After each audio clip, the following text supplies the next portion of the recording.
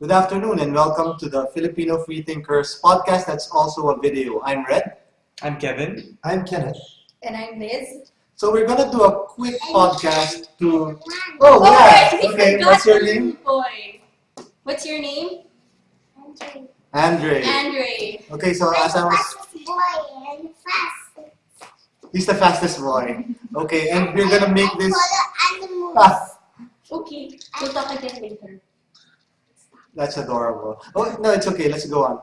So we're going to do a quick recap of what happened at today's hearing. But before that, we're going to do a background on the whole issue of the Alabang Ordinance against contraceptives. And after that, we're going to tell you about what our next actions are going to be. So for the background, here's Kevin.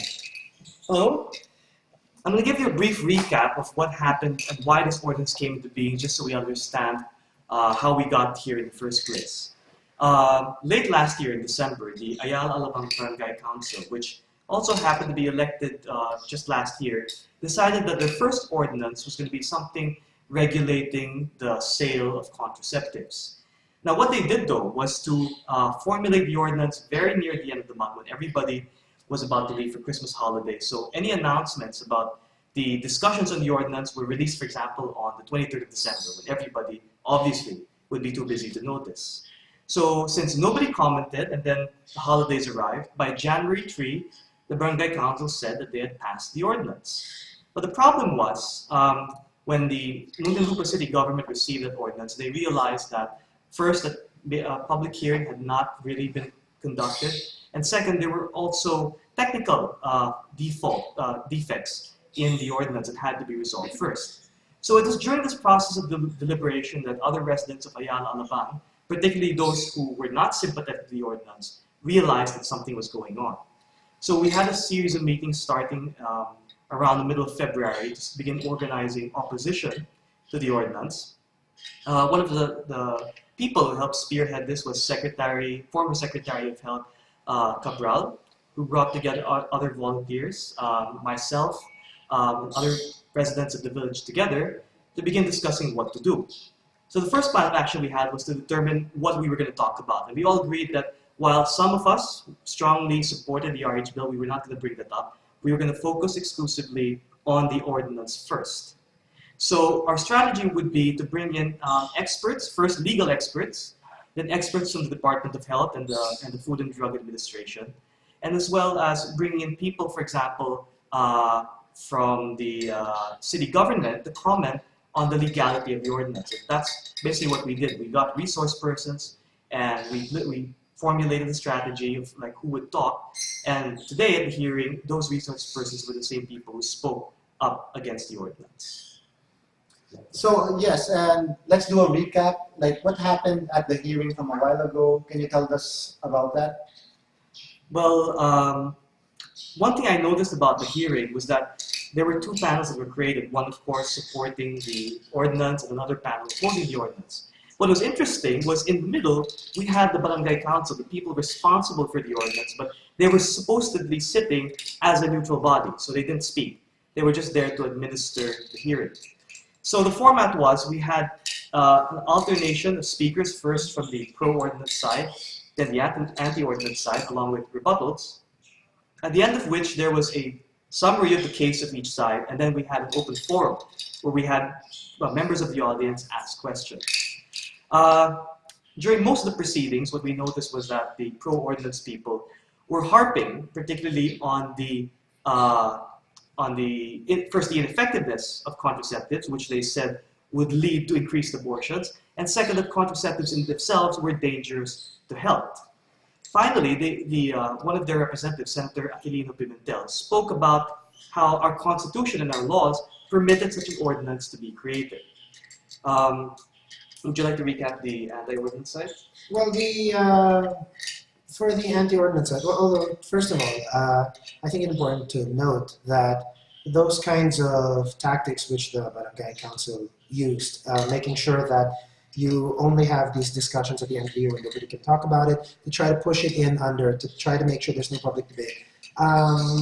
These are exactly the kinds of dishonest and intellectual discourse tactics that are used by the anti-RH side. Now, with regards to the side which wishes to reject the ordinance, we brought in there were a lot of resource speakers, and then as usual we gave all of the data, all of the scientific evidence. Our studies, unlike the studies of the other side, were not 30 years old, which you always see the 1970, whichever. Our people were well briefed, but the thing that was notable for me, in particular in contrast to the congressional or the Senate hearings, was that the side that is for informed choice in this case was for once both passionate, clear, and outspoken. Because what usually happens in the Senate or congressional debates is, frankly, the staff, especially in Congress, is pro-life. And they are very, very careful to make sure that none of the audience members from the pro-RH side can speak up or react. And if you do even the smallest thing, they will kick you out. They will try to bar you from even entering what should be a public hearing. And these are the same tactics which we saw today. As I was outside, all of the ladies that we brought that were coming in, who happened to be non-residents, but they wanted to witness the public hearing for the barangay ordinance, who happened to be pro-RH and therefore anti-ordinance. It's hard to keep that on track. They were barred from entry. A lot of the pro-life people outside were saying, "Oh, you're not residents, you're not allowed to come here." But thankfully, the people in Alabang that you guys helped organize, and it's so heartening. I saw a couple of ladies just come out in yellow and saying, "No, these are our guests, you let them in." The staff were saying the usual excuses like, "Oh, it's too crowded, maybe the usual facetious excuses, frankly." But then there were ladies in yellow, residents, come in and say, "No, you let these people in." And then during the actual discussion, when the other side trots out their falsehoods, and they trot out their blatant misinformation or their incoherent, oh yes, I'm sure you did. Now, when they trot out their incoherent arguments, or they try their stalling tactics, then immediately the people in yellow, the people who wanted to reject the ordinance, spoke up. And they said, "No, you stop that. That's you are being dishonest. You let them speak." In Congress, it would be like they'd probably get kicked out immediately. It would be considered like not a good point of order. But it was just very heartening for the first time for us, like Red or Liz, to see that their old tactics didn't work today in the Alabang barangay hearing. Today was, and you'll see in the video, for once, all of their facts were brought to light as honestly and as clearly as they could, and they were shown to have exactly as much merit as the anti-RH arguments have, which is to say hardly any to none. Any reactions, Liz? Well, fundamentally, I don't like the fact that there are pro-ordinance residents who are saying that, people who don't live in Ayala Alabang shouldn't make this their business. But I disagree, because no issue is completely localized, especially when you're talking about law, because the way laws are implemented or the way they are interpreted, they are based on precedent. So that means if this ordinance is declared valid, then this will become a basis for legal interpretation for other barangays or for other local government units, for that matter, to say that, hey, we're going to pass this ordinance too, because look, based on the previous decision of so-and-so judge, they ruled that this Ayala Alabang Ordinance is valid. And I don't want that happening in any barangay, not just mine. Because we have to realize that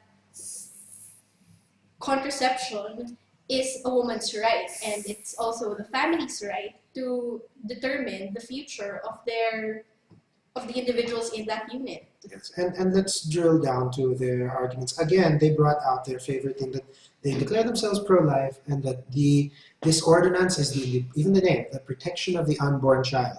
And yes, I think it's a great idea. It's good that you made sure not to associate it with the RH bill. But The fact of the matter is the anti-RH bill people, or the pro-ordinance people in this case, and these are the same people who come out and say that this is to prevent abortions, when all of the data shows that increased use of contraceptives reduce abortions across the board.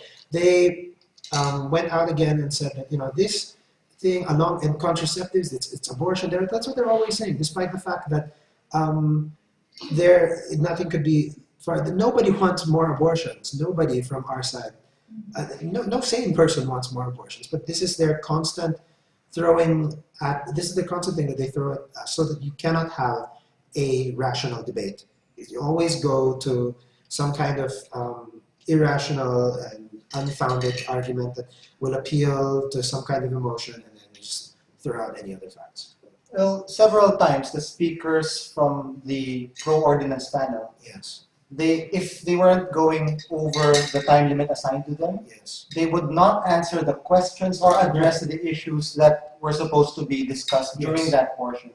And like you said, we could see the people from the anti-ordinance side calling them out for it. They say, Right. For the first time ever, all of these whoppers that we Yeah. really wish we could call people out on in Congress, but we can't because we get kicked out. Everybody was like saying from the audience, no, it's not true. You can't do that. And for the first time, it felt like everybody in that place had a say, had a voice, and it frankly felt a lot more like a practicing democratic institution than any congressional hearing I've been to. yeah. And like Liz has said, this issue is not just something that the residents of Ayala Alabang should be concerned about. Because something similar is already happening in Manila. Executive Order 003. Yes. But it's happened before with Dito Atienza. Right. That's what I'm talking about. And the damage from that is people are still picking up the pieces from that. There's Yes. NGO from RCBC that funded by Helen D that still tries to retrain all of the health workers that were just lost because of that. So we want to prevent this from happening in Ayala Alabang. We want it to not happen in any other place in the Philippines. And this is, of course, a separate issue from the RH bill, but it's pretty obvious from the arguments used by the other side that they're making it about the RH bill. Right. They don't want condoms and contraceptives. Yeah. Therefore, they don't want informed choice. But of course, for them, that means that somehow I still can't see how a rational person will twist it around to say yes, a condom and therefore abortion. Yeah. But that's for them. Yeah. So it begs the question: are they afraid that they'll lose in Congress, so that's why they're not patient about the process? However, what I wish is, because there are tactics that did not work today, Yeah. work in Congress. I know. We have been seeing Unfortunately. debates. Yes. Right now, people are asking us, how's the bill? It's stalled. It's stalled very, very effectively by some of the same people who were at the Alabang Barangay hearing today. Because what they will do is they will always make sure that there is no discussion. They will obstruct and obstruct and obstruct. They will make sure that our taxpayer money is wasted while politicians give lectures on the history of communism or talks about their Davao trip, just to make sure that the RH bill is not discussed or debated. It didn't work here in Alabang because you guys were able to organize strongly enough so that it didn't happen, and you call them out on it. But in Congress, Yeah. They had the leisure to show videos from YouTube, for example. right, that we can link to RSA anime. Yeah. Yeah. I suppose the reason why in Congress tactics like that work is because these meetings are more structured and they're very strict about conforming to these, authoritative hierarchies. Whereas in this, what I like about this public hearing is that both pro and anti-ordinance groups are well represented, and all these people could claim equal power in saying what they want. much closer to Yeah. exercise So of in other words, the little to no authority or hierarchy that you saw in the meetings, which is why people could express themselves without which is why people could express themselves without the other person throwing, I don't know, some kind of tactic to shut them up. So what's gonna happen next? Can you tell us about the plans of your group, which we congratulate you, by the way. That was a very good job mobilizing the people, the residents of Ayala. Yes. Down to the little cookies that you Yeah. gave out to The people who vegan came in to cookies. support you. So what's happening next? Kevin? Well, this whole movement against the ordinance has been a very communal effort. There's been no formal leadership, although Secretary Cabral, of course, led the resources and contact persons. But I guess what we're going to wait for now is what the City Council is going to rule about this ordinance. Because the Committee of Health and Sanitation of the City Council has already recommended that the ordinance as a whole be dismissed. But it really depends on the City Hall to make the final imprimatur or the final announcement to say whether the ordinance is dead or not. And that's what we're going to be watching out for. Now, what we're afraid of is if the City Council is pressured by the Barangay Council to allow for some compromise that allows that ordinance to be passed, maybe in modified form. Because we know that in its original form it will never get passed. The City Council has said so, the national government has said so, but they may try to alter the ordinance. They to make already it- have. Like they took out that the large penalty, Which they didn't tell us about until today. which of course they only throw at you now. Yeah. So beyond that, we do have more resource persons involved. So if there are further hearings, we're going to be organizing for that as well. We're going to be depositing our position papers with the barangay and with the city council, so they have written accounts of basically our principles, why we oppose the ordinance. And apart from that, Kevin and I spoke about having a meetup here in Ayala Alabang. Yes. And at that meetup, at that first Ayala Alabang meetup, we're going to talk about having an RH forum somewhere here in Ayala Alabang. We're going to check the boundaries. We're going to see what they actually do when we give out correct information about the RH, about RH and the RH bill, when we actually give out condoms to those who are consenting and educated about the issues. Well, there's on one hand, I remember all of you guys were saying like it's great because you come together as a community, and I think that this is a wonderful example of how other communities, if they're just organized and strong and loud, then you can come out and you can create this kind of clamor and noise to stand up for what you believe in and for rationality and democracy. But I recall, like I said, maybe in closing, you were saying that it's also kind of sad because this ordinance has pitted like neighbor against neighbor or even family member against family. Very much so. Just if you look outside, you'll see houses side by side with one banner saying that they're against the ordinance, other banner saying that they're pro-life. And I know of many people whose families are internally divided about the issue. As you were saying, how the issue is starting to divide families and neighbors here. It's terrible because I know a lot of families here where the parents are usually conservative and support the ordinance, while the younger generation is against the ordinance, and because of this, because of their differences, they can't even talk to one another. Sometimes they're even afraid, the younger ones are afraid they might get thrown out of the house even, which is terrible. It's a terrible issue to be split over, considering that everybody just cares for the welfare of our fellow human beings. That's why we want to support this issue. So, I guess that wraps up our recap of this podcast on the public hearing of the Ayala Alabang Ordinance. If you want to watch portions of what happened a while ago, we didn't get to record the whole thing because of technical difficulties. You can log on to ustream.tv/channel/freethinker. And there's going to be a better recording, care of G. Jay Ignacio, who Yeah. also happens to be making a film about this these entire proceedings. And we'll let you know once that's up. So thank you for tuning in to our podcast. And It's also a video. that's also a video.